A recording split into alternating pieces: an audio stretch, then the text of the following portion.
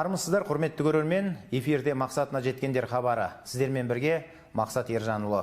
Ал бүгінгі біздің қонағымыз тарихшы, саясаттанушы, ғалым Нұрдәулет Манкеев. Нұрдәулет Белекұлы, студиямызға қош келдіңіз. Қайырлы күн Мақсат, армысыздар, құрметті көрермен. Енді егемен ел болғанымызға 30 жылдан асты ғой. Бұрын орыстан опа көрмедік дедік. Енді тәуелсіздік алғаннан бері қазақ мақсатына жетті ма? Осы туралы айтып берсеңіз. Әрине, сұрақ өзекті. Біз енді осы тәуелсіздіктің өз оңайлықпен келген жоқ. Тарихымызда қаншама осы тәуелсіздік жолындағы ұлт азаттық жолында үлкен күрестер, қаншама көтерілістер, қозғалыстар болып өтті. Сан ғасырларды қамтыған үлкен сондай тегеурінді күрестің нәтижесі бүгінгі тәуелсіздікке алып келіп отыр. Бірақ бұл жерде мынандай мәселе бар. Осы біз тәуелсіздіктің қадірін біліп жатырмыз ба? Кейбір елдер, ұлттар бар, мысалға, әлі тәуелсіздікті ала алмай жүрген. Оны өздеріңіз жақсы білесіздер. Кімдер екен? Ресейдің құрамында 28 ұлт бар, автономиялы. Міне, соның құрамында, федерацияның құрамында отыр мысалға. Олардың да өзінің түпкі армандарында тәуелсіздікті алсақ дейтін армандар бар. Сондай-ақ өзіміздің де айналамызда сондай ұлттар бар. Енді осы жерде біз осы тәуелсіздіктің алуын алдық, тәуелсіздік ел болдық. Бірақ осы тәуелсіздіктің негізгі мазмұны, негізгі тәуелсіздіктің жолы арғаратайға кешегі мен бүгінгінің арасындағы байланыстан, тарихтан сабақ ала отырып, алдағы уақытқа қаратай болашаққа ілгерілейтін жолда біз не істеп жүрміз? Бұлай қарап тұрсақ, осы тәуелсіздіктің бағасын біліп жатырмыз ба? Бүгінгі жастар біліп жатыр ма? Осы тәуелсіздіктің нышандары қандай негізінде? Ең басты тәуелсіздіктің нышандарының мемлекеттік рәміздерден бастап соның қатарында тұратын ең бірінші мәселе ол тіл мәселесі. Одан бөлек біздің тарихымыз тағы басқа тәуелсіз ел деген ұлттың сол тәуелсіздігін айқындайтын нышандар болады. Ал енді бізді өкінішке орай тәуелсіздік мен өз мақсатына жетті деп толық айта алмаймын. Қазіргі уақыттарда сөздің шындығы керек.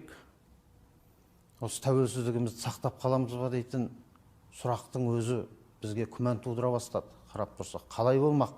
Тәуелсіздікті аларын алып ап, қолдан қайтадан беріп, айналамыздағы көз тігіп отырған көршілердің құшағына қайта кіріп кетпесімізге кім кепіл? Сондықтан не істеу керек? Қадірін біліп, тәуелсіз ел болам деген бүкіл осы ұлтымыз, халқымыз өзінің ұлттық болмысына, ұлттық дәстүріне, өзінің ұлттық идеологиясына, өзінің ұлттық тілі, тарихы, бір сөзбен айтқанда ұлттық құндылықтарына ие болу керек. Сонда ғана осы тәуелсіздігіміз баянды болады. Сонда ғана қазақ мақсатына жетеді дейсіз ғой? Сонда мақсатына жетеді әрине. Ұлттық құндылықтардың ішінде тіл жайлы айтып қалдыңыз ғой? Өзіңіз де тіл мәселесін жиі көтеріп, қазақ тіліне деген құрметті көрсетіп жүресіз. Тіпті мына жалынды сөзіңізді әлеуметтік желіге жариялап қойыпсыз. Осы жалынды сөзіңіз маған ұнады. Көрермендерімізге де өз аузыңыздан естісе деген бір өтінішім бар еді.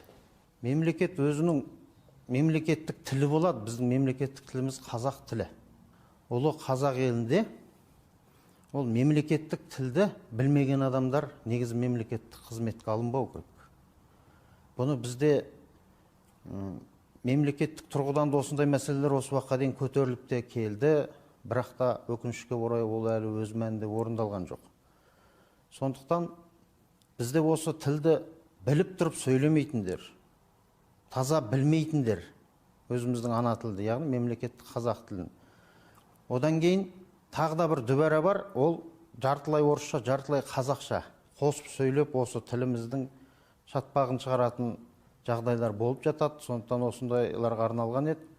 Ендеше сол жалынды сөзім ол осы ұлы қазақ елінде мемлекеттік тілді білмеген адамдар ол мемлекеттік қызметке алынбау керек біріншіден. Басқа ештеңке демей-ақ осы 50% мемлекеттік тілді білмегендердің айлығы 50% кем болады. Таза мемлекеттік тілді білетіндерден десе, осының өзі тілді білуге үлкен құштарлық туғызатын еді. Көрдіңіз бе? Керемет тәсіл. Осының өзі керемет тәсіл болды, өздері-ақ үйреніп алады. Өйткен себебі қазір бізде мынандай сөз бар, бұл сөзге мен келіспеймін, осы сөз өте дұрыс емес. Ой, тілдің бізге қазақ тілі ол мына экономиканың тілі емес, қазақ тілі басқа мына халықаралық тіл емес дегендей менсінбеушілікпен қарау. Мәселе сондай ғана болуда ма? Ол сенің ана тілің, ол тілді үйрену емес, ол өзіңнің болмысыңмен қалыптасып шығу керек. Сондықтан, егер өйтіп экономика, мынауға осы тіл қажет, сол үшін қажет болатын болса, онда жаңағындай талаптарды қоятын болса, ал өздері-ақ үйренеді. Менің өзімнің шығарған бір өлеңімнің бір шумағын айтып берейін. Қастерлі қазағымның ғажап үні, даналықпен нұр шашқан әрбір күні, жасай бер, жарқырай бер мәңгілікке, қасиетіңнен айналайын қазақ тілі дер едім.